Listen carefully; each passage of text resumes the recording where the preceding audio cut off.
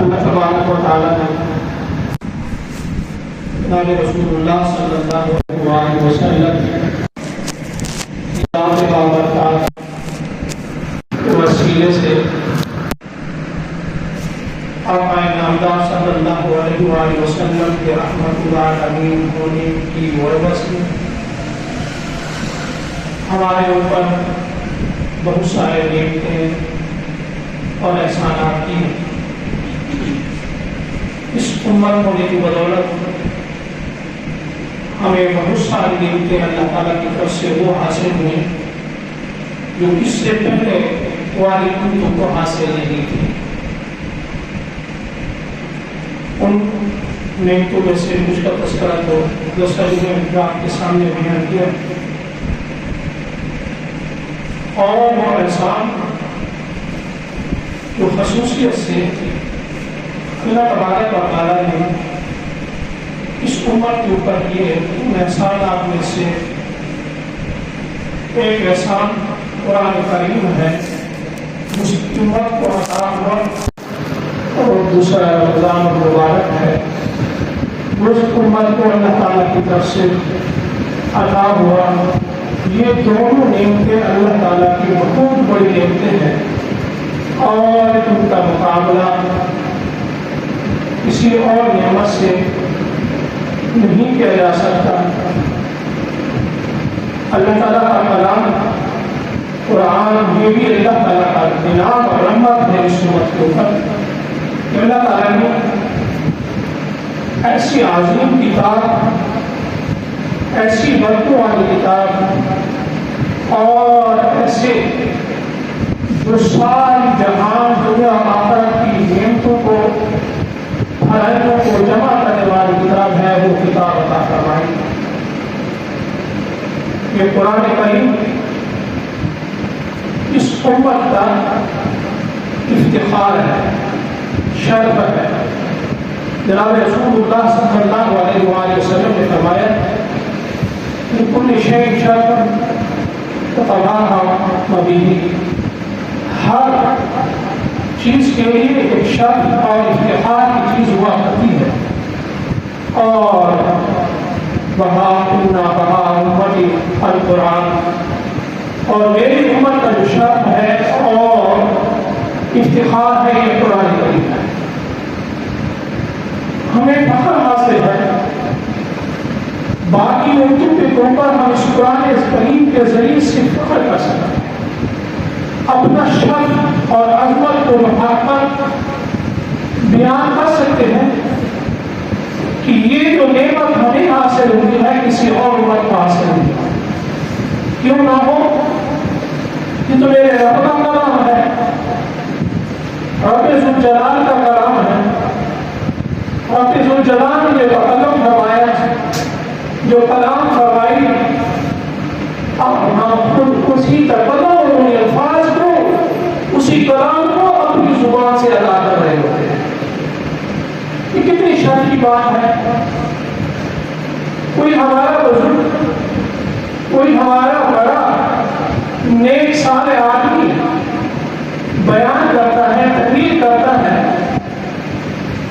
اور آگے ہمارے سامنے کوئی آدمی آ کر بیان کرتا ہے یار یہ میں نے جو آپ کے سامنے بات کہی ہے یہ فلاں بزرگ کا مقولہ ہے، یہ فلاں بزرگ نے یہ ارشاد فرمایا ہے۔ ہم کہتے ہیں یہ تو بہت بڑا بزرگ ہے، اس کا یہ کلام ہے۔ لیکن قرآن کریم وہ کتاب ہے جو رب ذوالجلال کا کلام ہے۔ اللہ تعالیٰ نے اپنی شان کے مطابق جیسے اس کی شان ہے کہ اعضاء سے، ہر قسم کے اعضاء سے، جسم سے پاک، زبان کلام کرنے کے لیے زبان سے پاک، اللہ تعالیٰ نے اپنی شان کے مطابق بغیر زبان کے، جسم کے، اللہ تعالیٰ نے اس کلام کا تکلم فرمایا، کلام کو اللہ تعالیٰ نے پڑھا۔ یہ قرآن کریم کو اللہ تعالیٰ نے پڑھا ہے، آج وہی کلام ہمارے سامنے ہے، اور ہم اس قرآن کریم کو، الفاظ کو پڑھ پڑھ کے اپنی دل کو سرور بخشتے ہیں، کیونکہ یہ ہمارے رب کا کلام ہے۔ اور اللہ تبارک و تعالیٰ نے یہ کلام عطا فرما کر ایک بہت بڑا اس امت پر احسان فرمایا. یہ دنیا اور آخرت کی ہر قسم کی نعمتوں سے بڑھ کر رہنا ہے.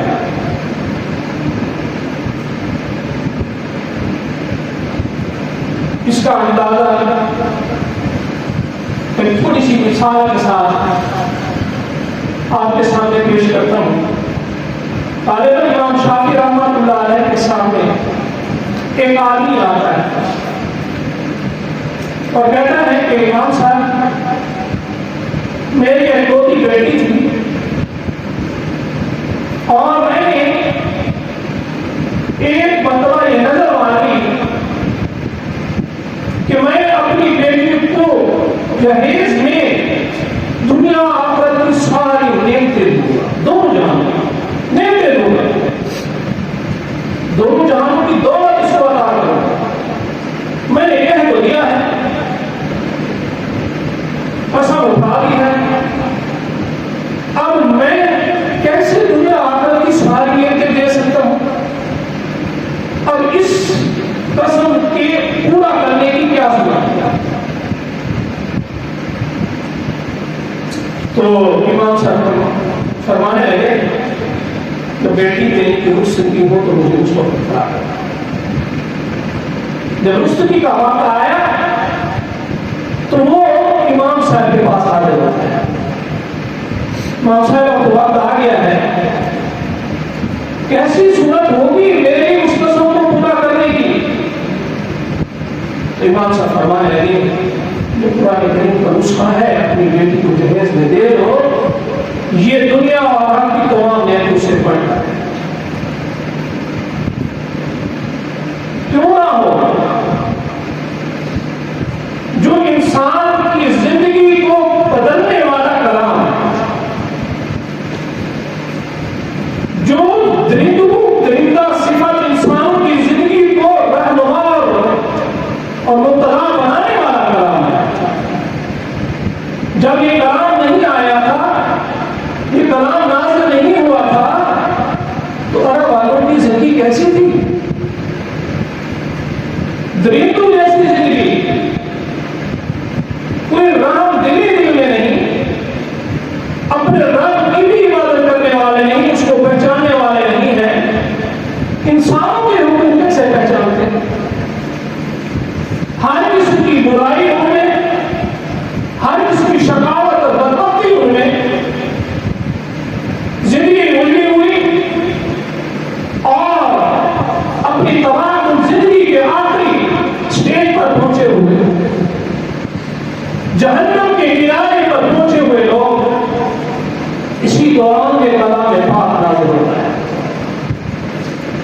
یہ کلام پاک نازل ہوا, اس میں رہنمائی کی انہیں گوار دیہاتی جن کی زندگی اجڑ چکی تھی, درندہ صفت ہو چکے تھے, ایک دوسرے کے خون کے پیاسے تھے, بیٹیوں کو زندہ کرنے والے, اللہ تعالیٰ کی عبادت کے بجائے بتوں کے سامنے سر چھپانے والے, ہر کس شراب نوشی زنا بدکاری کے اندر ڈوبے ہوئے.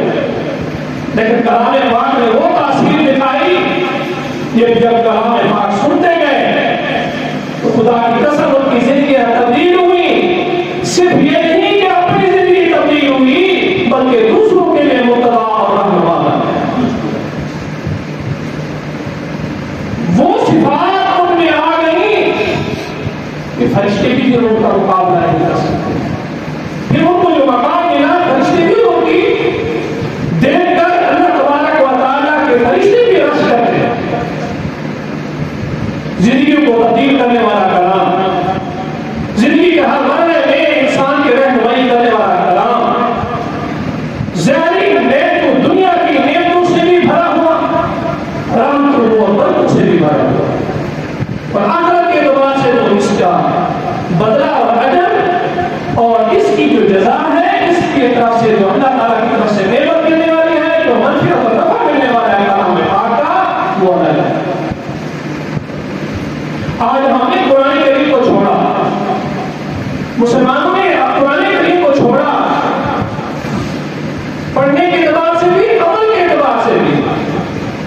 جب پڑھنے کے اعتبار اور عمل دونوں کے اعتبار سے ہم نے چھوڑ دیا، اسی وجہ سے ہمارے اوپر پریشانیاں، ہر قسم کی مصیبتیں اور زندگی ہماری تباہ، کسی زندگی کے کسی مرحلے میں ہم کامیاب نہیں، وجہ یہ ہے ہم نے قرآن کو چھوڑ دیا۔ وہ معزز تھے زمانہ میں، وہ معزز تھے زمانہ میں وہ قرآن کریم کو حاصل عمل کرنے کی وجہ سے اللہ تعالیٰ کو عزت بخشے، اور ہم تو تارے کو قرآن ہو، ہم ذلیل و خوار ہوئے تارے کو قرآن ہو کر ہم نے قرآن کریم کو چھوڑا تو ذلیل و خوار ہوئے۔ زندگی کے معاملے میں ہر لمحے میں ہم نے قرآن کو چھوڑا، رہنمائی اس سے حاصل نہیں کی۔ ہم اگر کوئی قدم اٹھاتے ہیں خدا کی قسم، اللہ تعالیٰ کا کلام ہمیں دیا اس لیے ہے کہ یہ رہنما ہے، یہ رہنما ہے تمہارے لیے، بس اسی کو دستور عمل بنانا، زندگی کے ہر مرحلے میں رہنمائی کرنے والا۔ اللہ تعالیٰ کی بہت بڑی نعمت ہے۔ ذہنی پردے بھی ہیں، ذہنی پردے بھی ہیں کہ قرآن کریم جن گھروں میں پڑھا جاتا ہے وہاں آفات نہیں آتی، مصیبتیں نہیں آتی، برکتیں ہوتی ہیں۔ مصیبتیں نہیں آتی، برکتیں ہوتی ہیں۔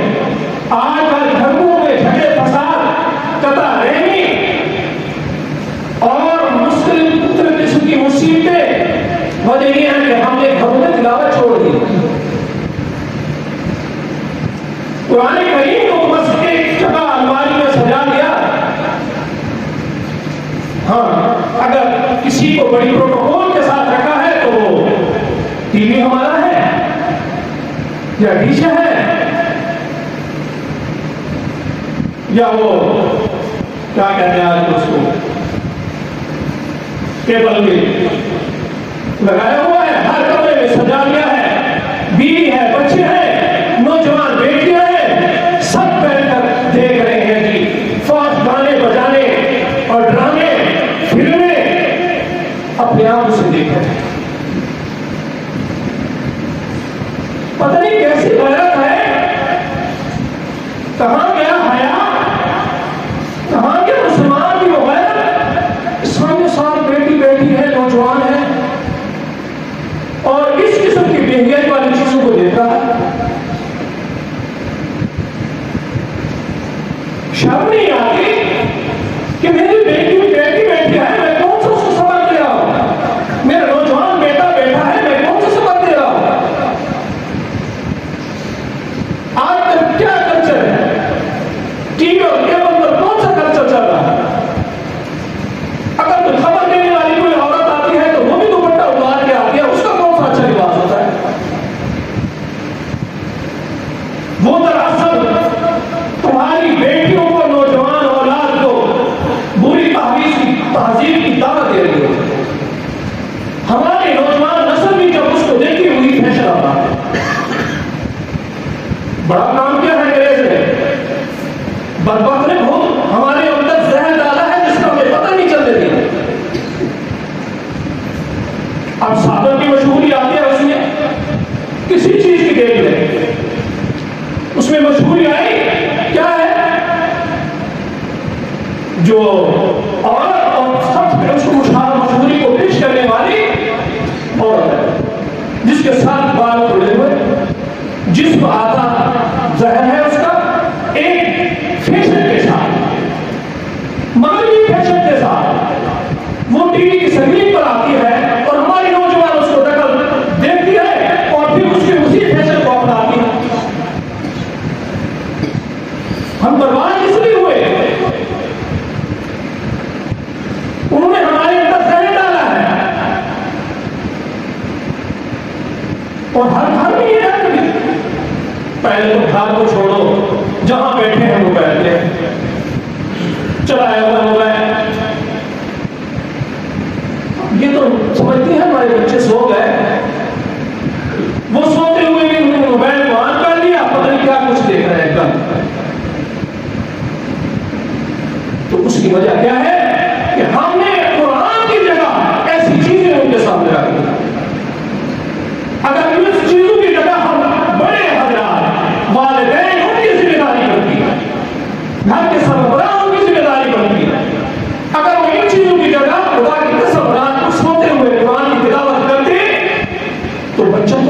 اپناتا ہے، جو غالب کر رہا ہے اس کو اپناتا ہے. تو تمہیں تمہاری عادت کو دیکھ کر وہ بچے بھی تمہارے پیچھے بری عادت اپناتے، وہ بھی تلاوت کرتے. صبح اٹھتے ہیں تو کیا ہے مسلمان کی زندگی تو یہ ہے تہجد پڑھے، رات کے آخری حصے میں رو کر اپنے رب کو منائے، نماز پڑھے، تلاوت کی صبح کے ٹائم کو ملاقات ہو، قرآن کریم کی تلاوت سے زندگی کے دن کے آغاز ہو. جب ایسا ہوتا تھا تو اولیاء پیدا ہوتے تھے، گھروں میں بچے بھی تھی، اولاد بھی فرما بردار تھی. ماں باپ اٹھے، تہجد پڑھی، نماز پڑھی، تلاوت شروع کر دی ہے. تلاوت کرنے کے بعد وہ ماں اگر کھانا پکاتی ہے تو تلاوت کے بعد پکاتی ہے، وضو کر کے نماز پڑھ کے کھانا پکاتی ہے. اب جو بچے اس لقمے کو کھاتے ہیں اس کی برکت سے ان کے اندر اچھے اعمال آتے ہیں. رات کو 12 بجے تک 2 بجے تک یہ سارا ڈرامہ اور بات کی دنیاوی بے کی چیزیں دیکھی، صبح کو نماز بھی نصیب نہیں ہوتی. نماز بھی چلی جاتی ہے. کتنے گھر ہیں جو صبح کی نماز، کتنے گھر کتنے افراد ہیں جو صبح کی نماز نہیں پڑھتے، اور بڑے ان کو کہنے والے بھی بڑا حق کو سویا ہوا ہے.